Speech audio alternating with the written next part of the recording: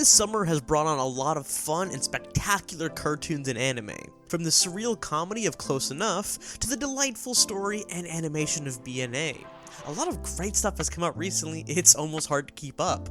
But among all these shows, there was one that really caught my eye that was an absolute treasure trove of references, with a captivating plot that really pulled me in. Hey, get out of here, Hypnotoad! No, today I am talking about Disney's Amphibia. This series has been a delight so far, and with each episode only being about 10 minutes, it was a breeze going through season 1. This series is abundant with quirky characters, beautiful backgrounds, and a blend of both silly and dark humor, which was a real surprise for me, but it was definitely welcomed and really well executed. My name is Fabio, and join me today as I do my best to track down every single reference from season 1 of Amphibia. With season 2 on its way, this is just one series I just knew I had to cover. If you want to get a feel for what Season 2 has to offer, feel free to check out this great breakdown that Janos did on the channel. By the way, if you are new here, please consider subscribing, and if you're coming back, thank you so much for your support. Now, let's hop to it. Number 1.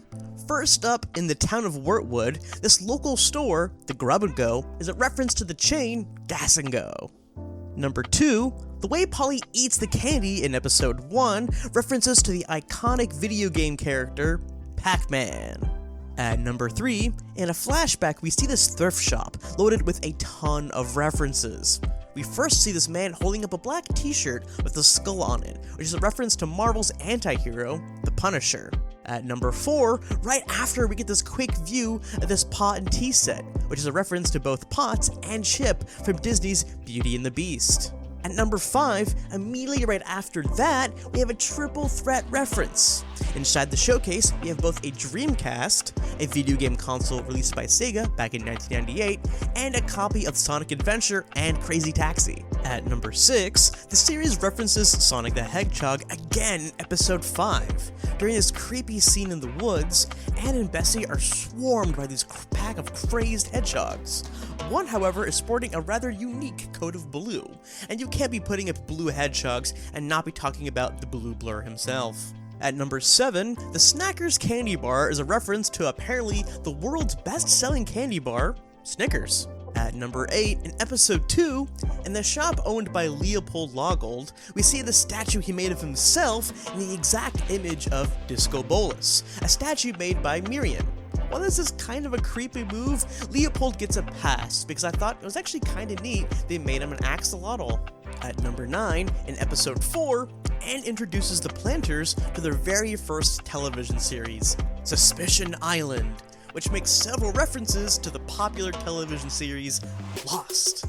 At number 10, in episode 5, the episode titled Anne Theft Auto is actually a reference to the popular video game series Grand Theft Auto. At number 11, in episode 5, in a silly episode, Anne's acting actually ends up winning the popularity of the townsfolk, which results in a life of luxury. In the background, we see the stone statue of Anne, which is a reference to the famous partner statue in Kingdom Park in Disneyland, which is shown of Walt Disney and Mickey Mouse holding hands. Number 12, episode 6, in a spooky graveyard scene, we get a close-up shot of this gravestone that says Slippy, he slipped, which is a reference to the amphibious pilot from the Star Fox video game series. Number 13, episode 6, when Anne takes Polly to the spa, in the background we see a reference to the famous painting, The Birth of Venus, by Sandro Botticelli, but now in frog style. At number 14, episode 7, in an attempt to help Sprig find romance, Anne seeks advice on one of her gossip magazines. Inside the cover of this page that says, Kiss Kiss Fall in Love, is a reference to the iconic phrase from the theme song of the popular Japanese manga and anime series Ouran High School Host Club. Number 15, in episode 8, the Pony Princess Bath Bomb is a double whammy reference to both a Princess Bomb Bomb Bath Bomb from Lush, the cosmetic retailer, and I'm guessing also Pony Princess from My Little Pony.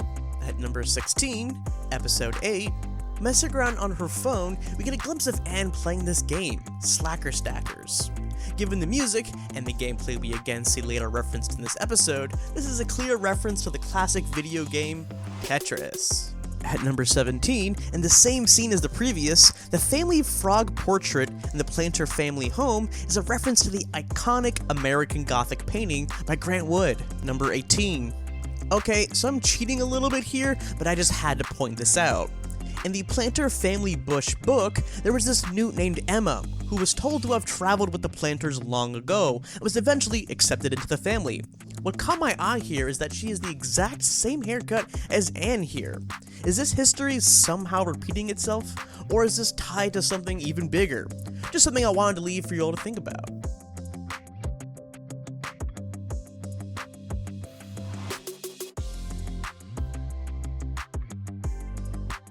At number 19, we see Sprig pull his hat under from this falling door here, which is a reference to the classic move done by Indiana Jones. At number 20, episode 11, during the fair day, we see this big mouth carnival sign, which I believe to be a reference to the animated TV series Big Mouth. At 21, episode 11, the movie Anne introduces to the people of Wortwood, Love Choice, ends up being a one big reference to the Twilight series. We had vampires versus werewolves then, and now we have cybernetic lumberjacks versus a deer boy. At 22, the town store Bricks R Us is a comical reference to the kids' toy store Toys R Us. At 23, the poster Alistair Wants You is a reference to the American war propaganda poster of Uncle Sam encouraging people to fight both in World War I and in World War II. 24, the second movie we see Anne introduced to the townsfolk, My Dinner with Anders, is a reference to the 1981 American comedy drama movie called My Dinner with Andre. At 25, episode 13, the Bless This Mess pillow that Sprig tears up is a reference to the 2019 American sitcom Bless This Mess. 26. The creepy doll scene here in Polly's room at the bed and breakfast is a reference to Cricket Green from Big City Greens. At 27, episode 16, in the Bizarre Bazaar, we see a background shop named Mystery Sack, which is a reference to the Mystery Shack, the home of the Pines family from the great series Gravity Falls. We also get the sneaky reference back here in episode 13, Trip to the Archives, of one of the books in the background here, which is actually a reference to one of the 3 journals also from the Gravity Falls series. At 28, back in the Bizarre Bazaar, we see this weapons wall decorated with a ton of sneaky references here. The glove on the wall is a reference to the Infinity Gauntlet from the Marvel's Avengers saga, and the sneaky fish hat I believe to be a reference to the rubber helm from The Legend of Zelda Breath of the Wild. At 29, during the race, the toad holding the blue shell is a reference to the infamous blue shell item from the Mario Kart racing video games. Bane to all those who try and hold first place. At number 30, episode 17, Barry the Candyman Frog is a reference to Willy Wonka from the Willy Wonka and the Chocolate Factory.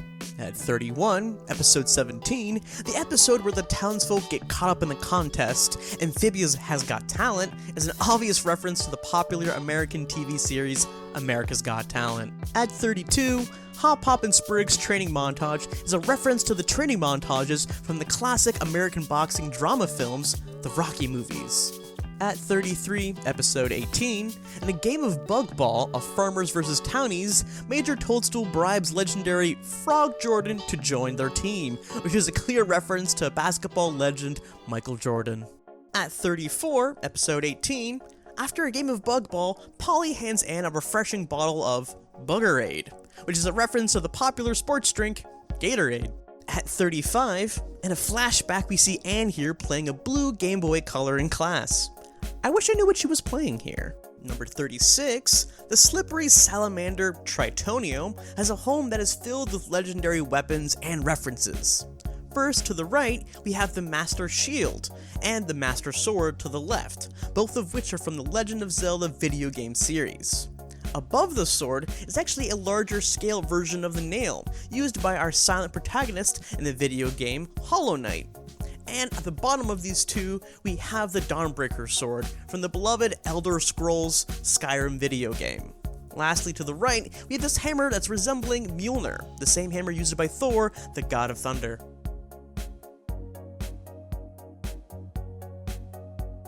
At At 37, when Tritonio gets captured, we see this date inscribed on the side of this train here, November 8th, which is the creator's, Matt Braley, birthday.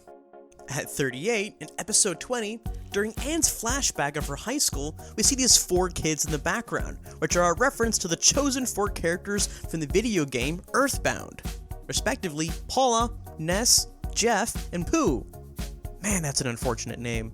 At 39, during a flashback of Anne and Sasha playing hooky from school, we see the 2 of them enjoying these delicious beverages with a unicorn symbol on them, which is a reference to the popular unicorn frappuccinos from Starbucks.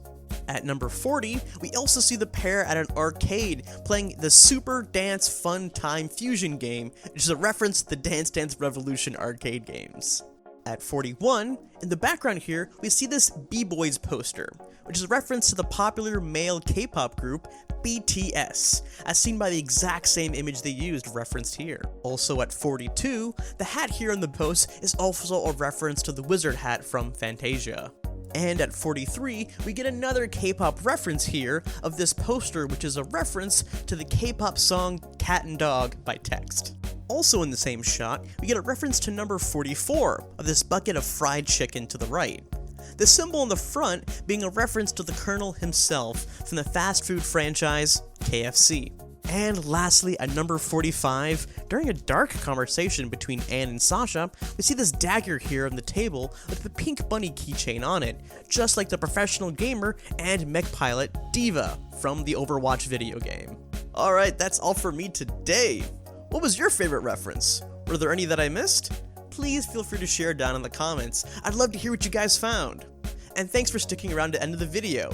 If you enjoyed it, please feel free to leave a like and subscribe to the channel to see more content like this. It really helps out a lot, and I'd really appreciate it. As always, stay safe, have a great day, and I'll see y'all next time.